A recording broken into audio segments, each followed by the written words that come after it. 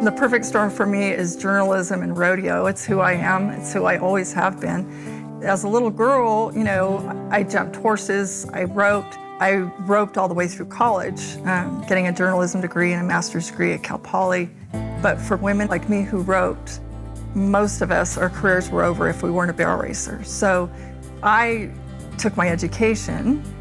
It's been a dream ride because there's no line between my career and my life. To see rodeo, the cowboy sport, evolve from when I was a little girl, working the chutes, sitting in the stands with, the moms and the grandmas, being the boys roping dummy back behind the chutes, to now these cowboys' daughters and sisters and mothers and wives backing in the box, running barrels, being center stage with their cowboy counterparts. It's a great day in rodeo.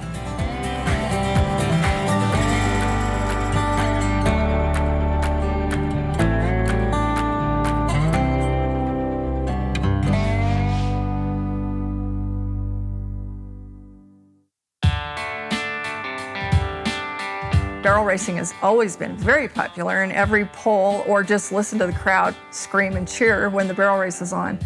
Everybody runs to the fence to watch Sherry Serby run barrels. The Western industry has blessed my life more than I can ever say. I was raised in a rodeo family. My mom and dad both competed and went to the NFR, so I've been around horses and rodeo my whole life. I high school rodeoed, I did all events, I roped and I tied goats and did everything, but barrel racing was my passion. Graduated high school and was going to college, and Sir Double Delight came into our lives.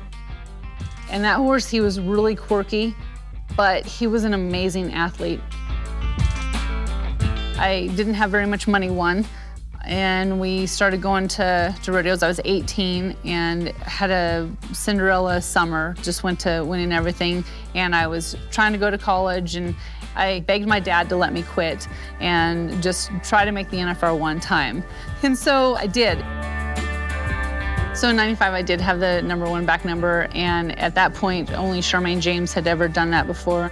NFR back numbers are handed out based on earnings. So to see women like Sherry Serby pin that #1 back number on their backs, that's nothing short of badass. In 2009, I made the finals on Stingray. She was 7. So that was a really cool kind of milestone in my life because we had bred, raised her, and I had trained her. I went on to 2010, and I had an unbelievable year. Won a bunch of big rodeos on her, and I ended up winning the World Championship on her. That mare has blessed our family beyond measures. I retired her when she was 17. I won a 4th gold buckle on her in 2013, and I placed in all 10 go-rounds on her, won the average, won the Top Gun truck. They give it at the NFR for the person that wins the most money at the NFR, and Stingray did that.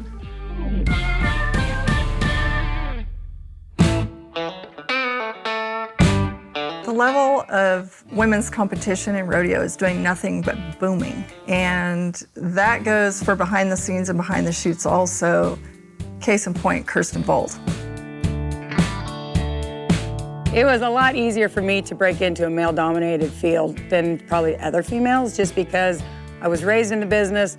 I was around all the time. People were used to seeing me. The cowboys were used to seeing me here, so it wasn't as strange or out of place as probably would have been for other females. My dad started this rodeo company, Harry Vold Rodeo Company, up in Canada, and then brought it down to the States.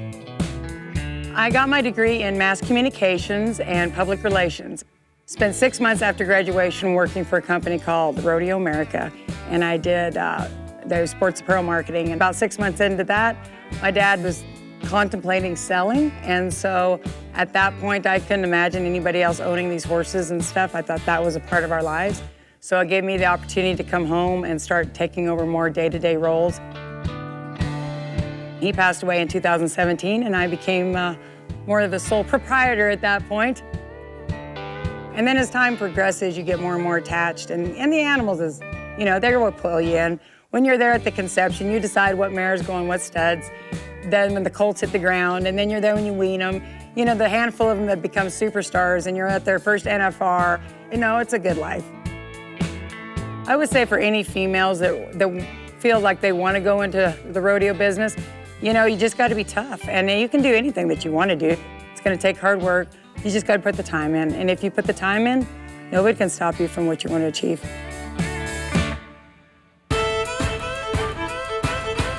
When I see young women, you know, the Madison Uthiers and the Josie Connors, you know, they're working at their breakaway roping from a really young age, and we thought we were good. These girls are amazing, and they're following the lead of the Larry D. Guys and the Jackie Crawfords and the J.J. Hamptons. There's no more fierce competitor than Larry D. Guy. Ultimately, this boom of the sport, she's the wind beneath it. I grew up on a ranch in Abilene, Texas, and my brother was an NFR calf roper. My dad roped calves and team roped, and that's who taught my brother and I how to rope. My mom was a barrel racer, and I ran barrels when I was younger, and really enjoyed running barrels. You know, roping was kind of my passion, and I just grew up as far as back as I can remember. I always had a rope in my hand, whether we were rounding up cattle. Probably at the age of 4 or 5 years old, I was, you know, trying to rope them as we were pinning them. My brother made the finals in 1993, and I can remember being there watching him thinking that, you know, hopefully one day us breakaway ropers will be able to do the same thing. I wanted breakaway to be on the big stage. You know, roping has been big for a long time with women. It's just people didn't notice it. I think the first world title given to a WPRA, or back then it was called GRA calf roper, was Betty Dusick, probably in 48 or 49.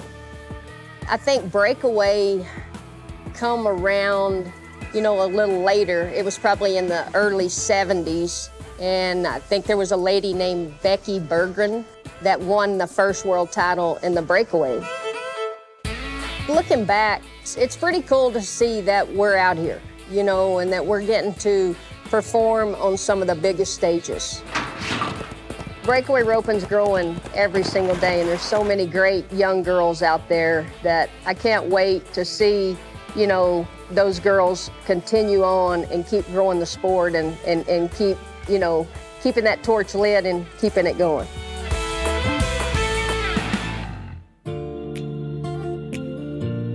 So in 2018, the WCRA was the trendsetter, the one that stepped to the front, center stage, equal money for women breakaway ropers. We were in Chicago, and that place was packed. $50,000, Jackie Crawford wins it. She goes to get her big check in the arena in front of the bucking chutes, carrying her little boy Creed. It was such a moment.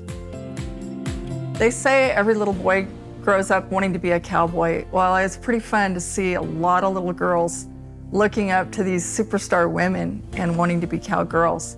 That speaks volumes of where women's rodeo is headed, and the best is yet to come.